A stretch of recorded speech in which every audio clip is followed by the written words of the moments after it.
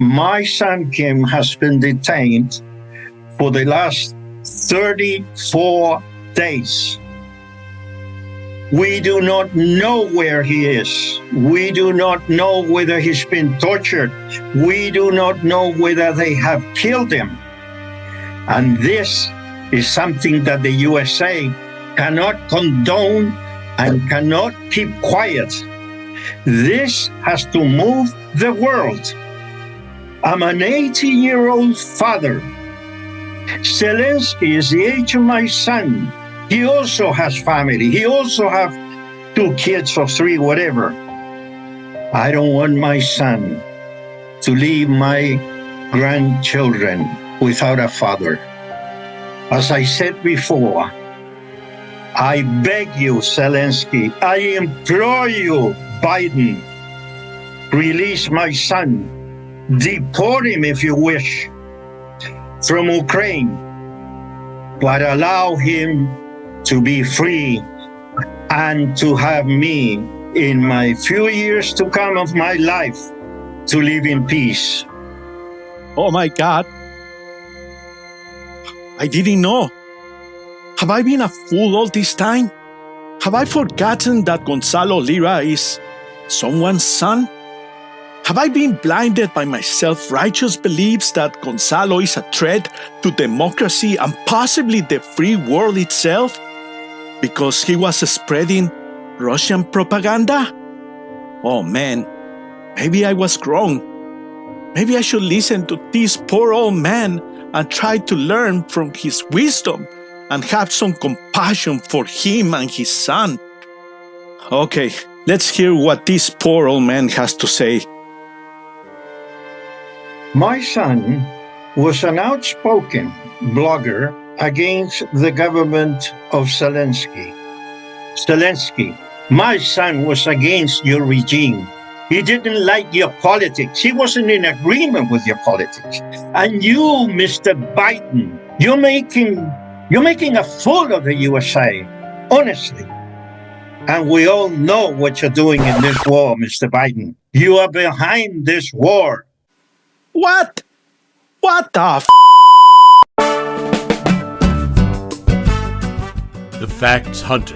Zelenskyy is not a civilized world, but the USA is 100% behind that man who is a dictator in his country.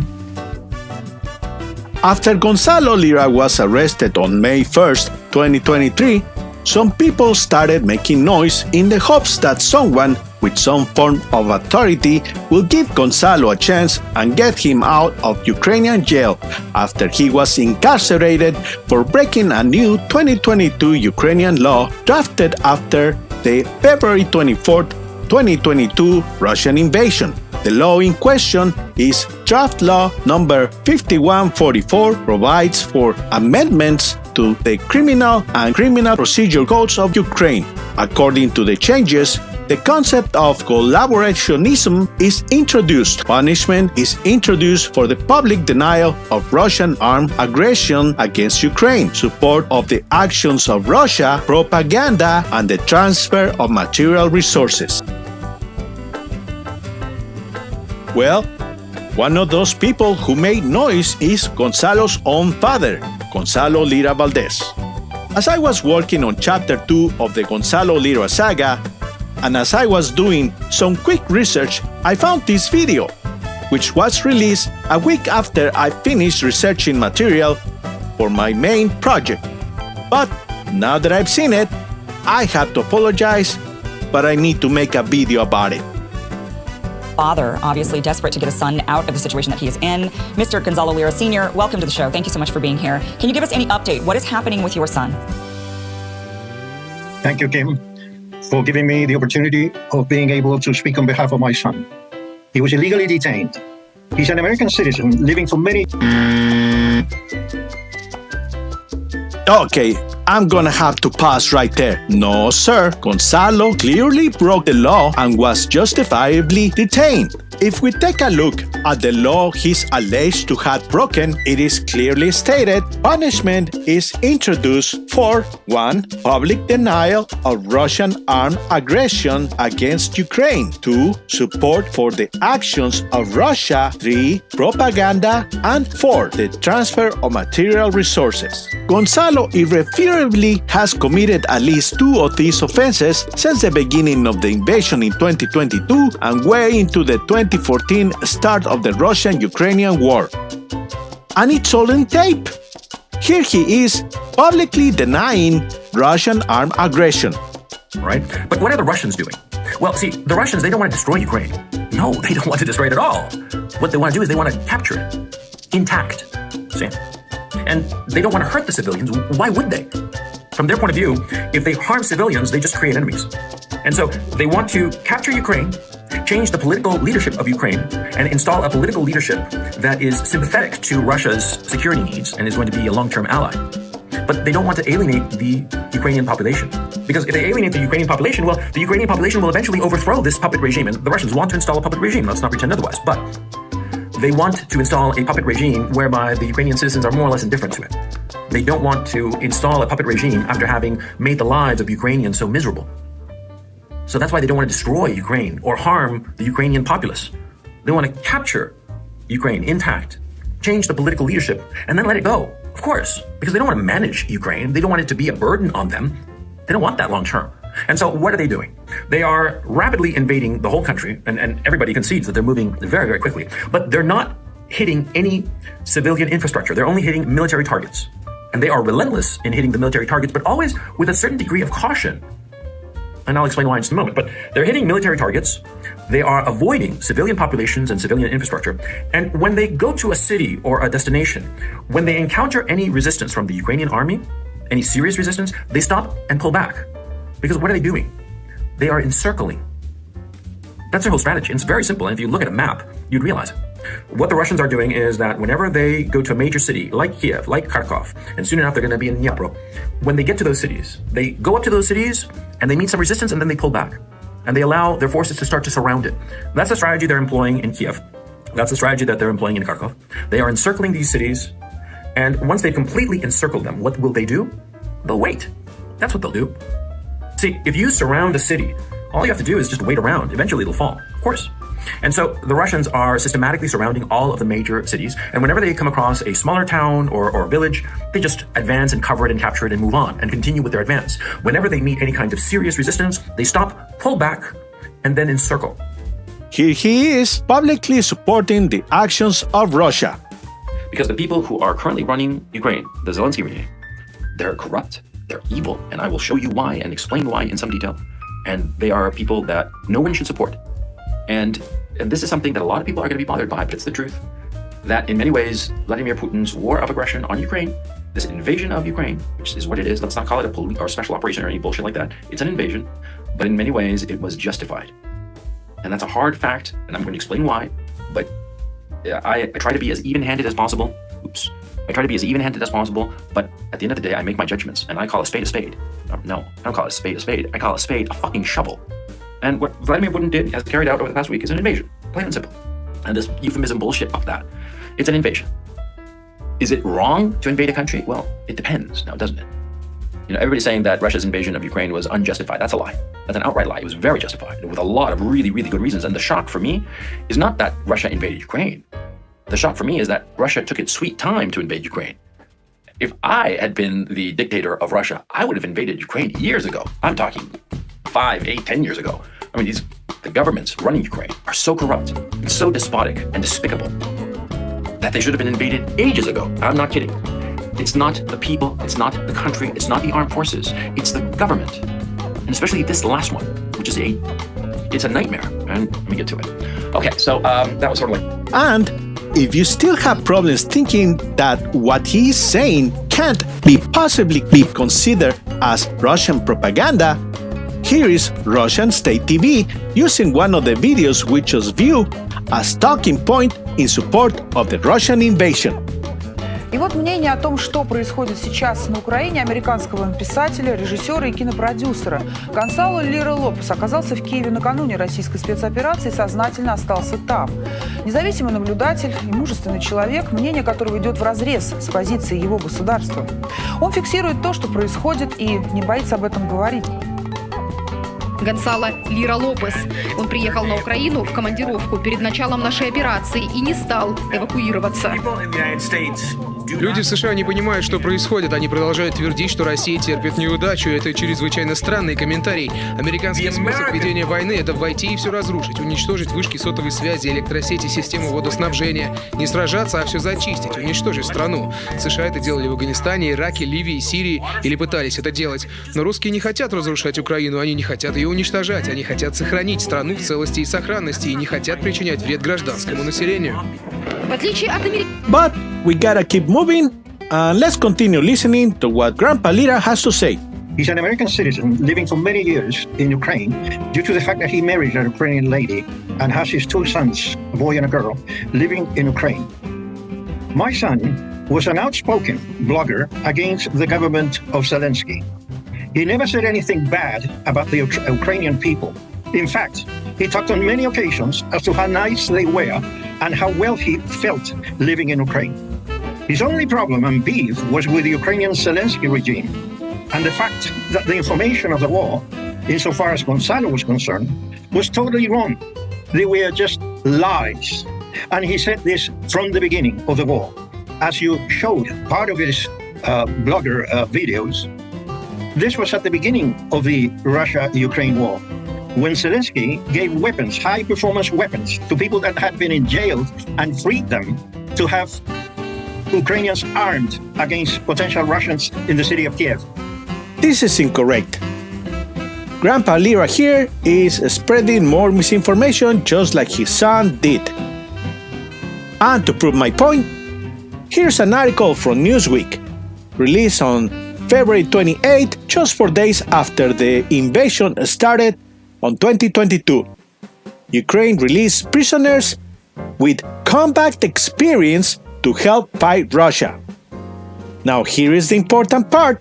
Down here it says, Ukrainians with real combat experience will be released with custody and will be able to compensate for their guilt in the hottest spots, Zelenskyy said. Okay, moving on. Gonzalo was caught in Kiev at the time the war started. And after that, he went back to his hometown, Kharkiv. He reported, I saw a video when he was walking in the middle of shootouts in Kharkiv. He was reporting what he saw. He was reporting what he felt. Gonzalo never espoused for a coup d'etat, for having somebody killed. He always criticized the way the Zelenskyy regime was informing the war. And this is more misinformation that Grandpa Lira is spreading. According to him, he saw a video of Gonzalo in the middle of a shootout reporting from the streets. This is completely wrong. Believe me, I've been doing research on this guy, Gonzalo Lira, of course, to a point where I'm getting tired of seeing his face every day. And believe me, I have not stumbled on a single video where he's reporting from the middle of a shootout. For example, this is one of the many places where one can find Gonzalo's archive videos. Some of them were uploaded by him and some by his own fans. Down here, we can see many of the videos that he uploaded at the beginning of the war. Most of them are from inside his hotel room, and the very few ones where he was reporting from the streets, there was no shootout similar to what Grandpa Lira is claiming to have seen. And here's another YouTube channel that archives Gonzalo Lira's videos. We can see several of these videos where Gonzalo is reporting straight from the streets. And I can tell you, none of these are videos of him reporting in the middle of a shootout. He never did. He never reported from the middle of the action.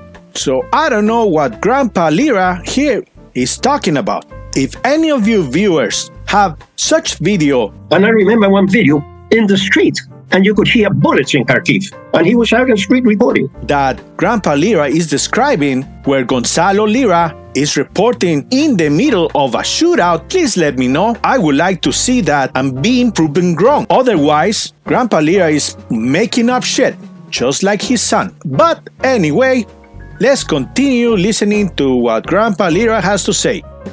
And that is sanctioned by the human rights in the United Nations, signed last December 1948, that clearly says, insofar as freedom of speech, everyone has the right to freedom of expression. The right shall include freedom to hold opinions and to receive and impart information and ideas without interference by public authorities and regardless of the frontier. And we gotta pause right there again. Grandpa Lira here is using the argument that Gonzalo has guaranteed freedom of speech by the UN. Okay, well, Grandpa Lira here seems to be a little bit confused. The United Nations cannot exercise their authority in Ukraine. Why? Well, the veto power of the permanent members of the Security Council makes any intervention by the UN in the Ukrainian crisis impossible. The permanent members of the Security Council are the United States, France, United Kingdom, China, and Russia. And since we're in the topic of the UN, we may as well correct Grandpa Lira in his argument that the US is the one to blame for the war in Ukraine and not Russia. How? By remembering the time when more than 100 diplomats walked out on Russia's foreign minister's speech at the UN Human Rights Council to protest against Ukrainian invasion. And we can look this on video. The UK and delegates from over 50 countries staged a walkout on the UN as Russian Defense Minister Sergei Lavrov addressed members.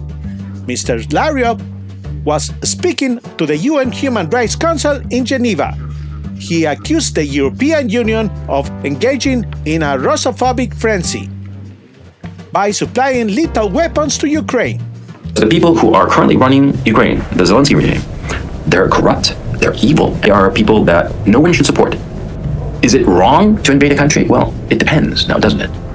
You know, everybody's saying that Russia's invasion of Ukraine was unjustified. That's a lie. That's an outright lie. It was very justified, with a lot of really, really good reasons. And the shock for me is not that Russia invaded Ukraine. The shock for me is that Russia took its sweet time to invade Ukraine.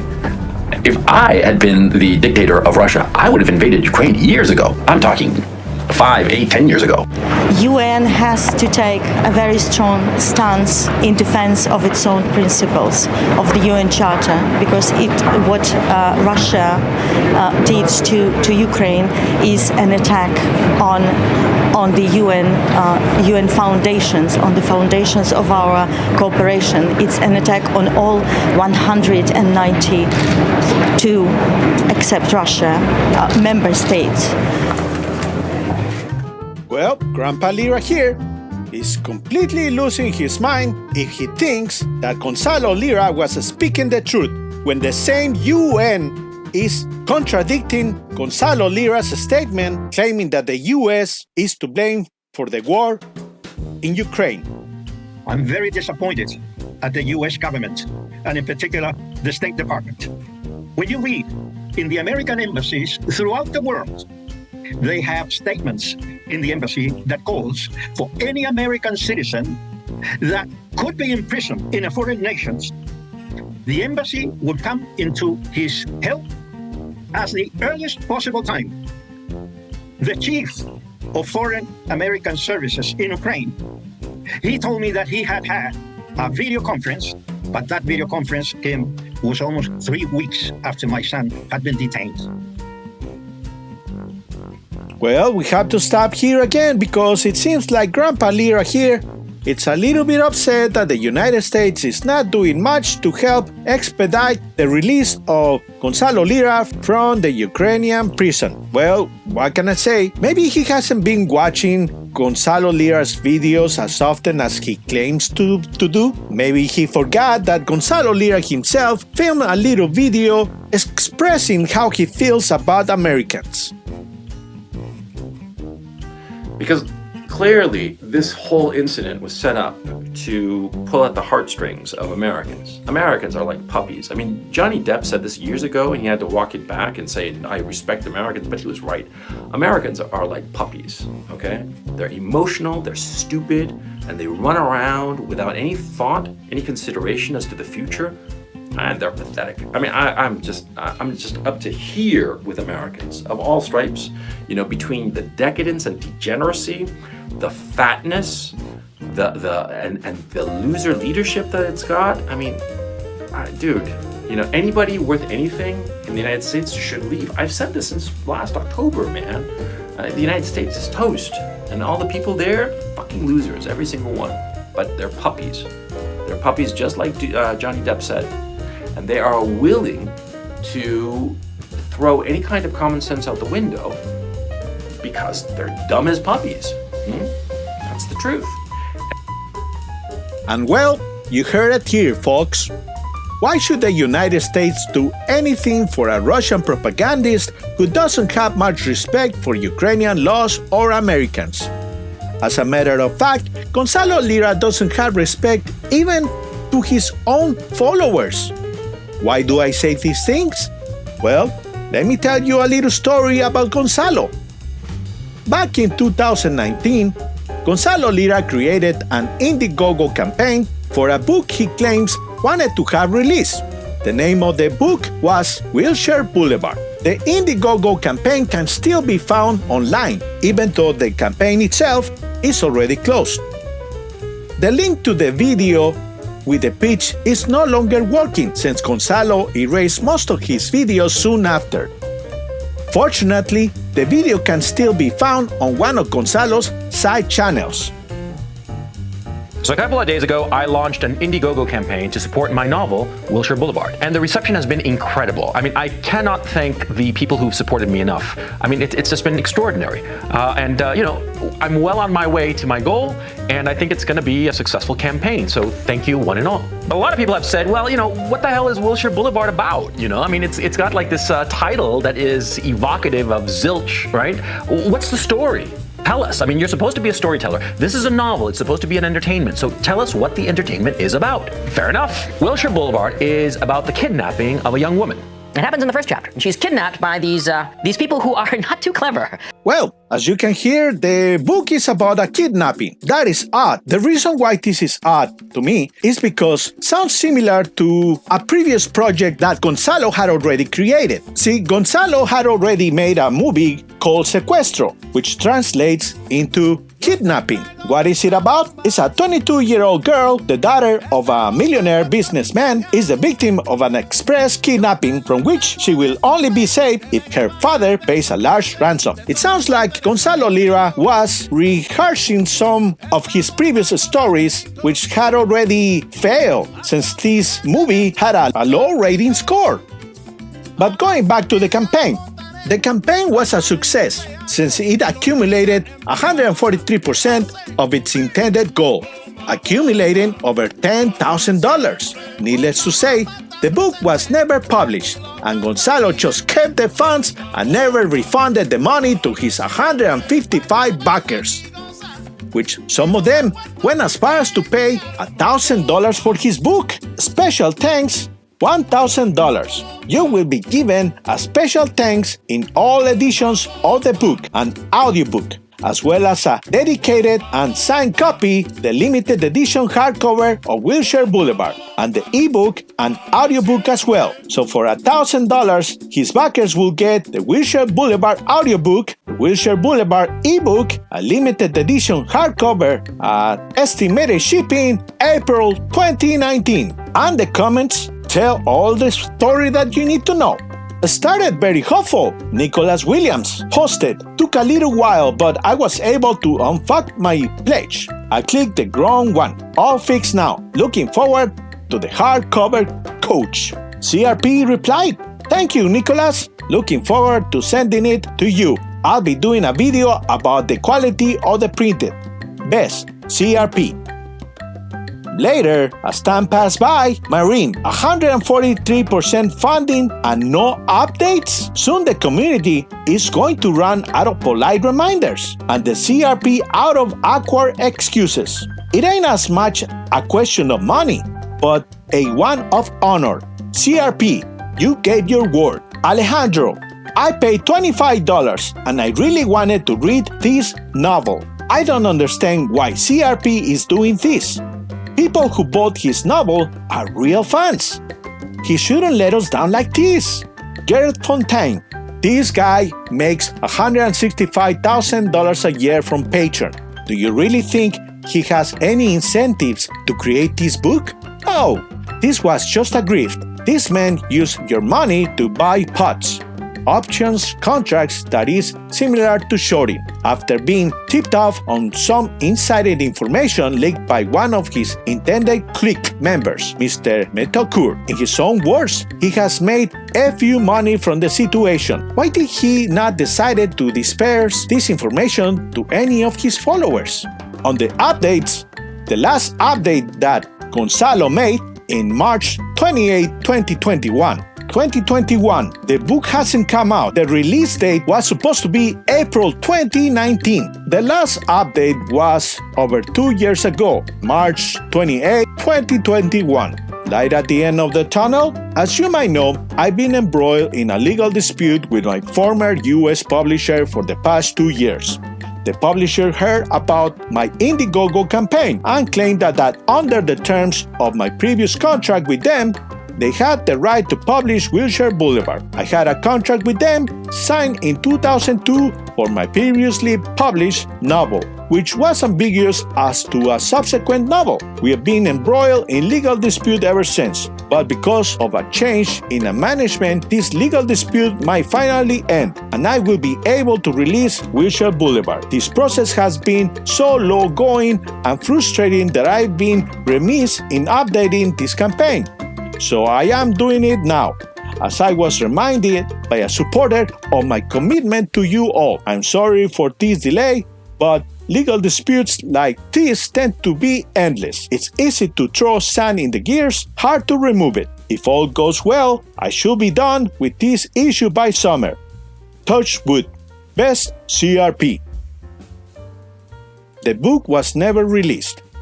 Americans are like puppies, okay? They're emotional, they're stupid, and they run around without any thought, any consideration as to the future, and they're pathetic. I mean, I'm just up to here with Americans of all stripes. You know, between the decadence and degeneracy, the fatness, and the loser leadership that it's got. I mean, dude, you know, any. Now, an issue that I find about this last update posted on 2021 is that he claims that he had a contract with a publisher in 2002 that prevented him from publishing any other novels. The thing is that when you Google Gonzalo Lira's name and how many books he has published, you happen to find that Gonzalo has printed books after the 2002 contract that he claims to have. His most recent book was A Secret History of the American Crash, published on February 28. It seems like he didn't have much problem publishing this book. Was it because this is not a novel? Hard to tell. But if he was able to publish this book with no problems, how come he had problems publishing that other book? But let's finish listening to a few more words from Grandpa Lira. It has been enough blood in this world. I've seen too many battles. I've seen too many wars, Tim. And now I'm fighting for my son. This is my last battle of my life, and I can't lose it. I have to win my son back. So that's why, Kim, I appreciate this opportunity you have given me. But the world should move.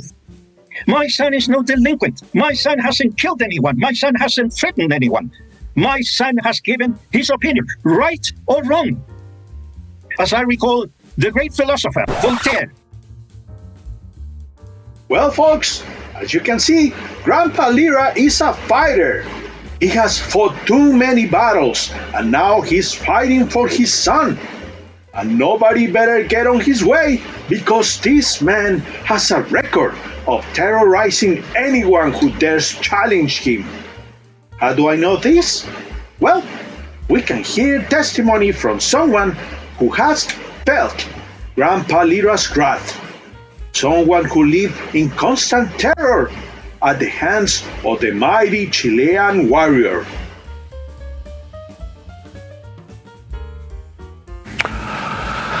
I know a lot about bullies. I was raised by a bully. My father, my old man, was a bully, and he bullied me, and he was a bastard. And I haven't spoken to him in 25 years because the fact of the matter is, I hate his guts. I hate his guts because he was a bully who just, let's be frank, he fucking terrorized me when I was growing up. He really scared the ever-living shit out of me just about every day. I grew up under the thumb of a bully. And there you have it, folks. Over 25 years of not speaking to his father because he hates his guts. But if you're starting to feel sad for Gonzalo, don't worry. To end on a good note, Gonzalo is far away from his bully of a father, and it seems like he's not getting out anytime soon. According to Grandpa Lira, Gonzalo was locked away, and they seem to have forgotten everything about him. And as a quick update, it seems like Gonzalo's hearing was scheduled for the 26th of June. Here's one news. This is last night, my daughter learned that the Chilean honorary consul in Ukraine, they do not have an embassy, they have an honorary consul, had informed that Gonzalo will stand trial next Monday, the 26th. I don't know whether to believe this information. All I can say is that if it is true, the US government will look very bad. They are not aware of this, by the way. They have done nothing to alleviate Gonzalo, like Pontius Pilate. They have just washed their hands. And that was June the 26th. I made a quick search, and it seems like the hearing never took place, or they never bothered telling anyone about it. So all ends well. Gonzalo is locked away, far away from his bully of a father. The people he has ripped off can have a little bit of closure by seeing him behind bars, and the world is better for it. Well, that's about it, folks. Thanks again for watching all the way till the end. If you like this video, click a like, share, and subscribe. I'm a Facts Hunter. Bye for now, and take care.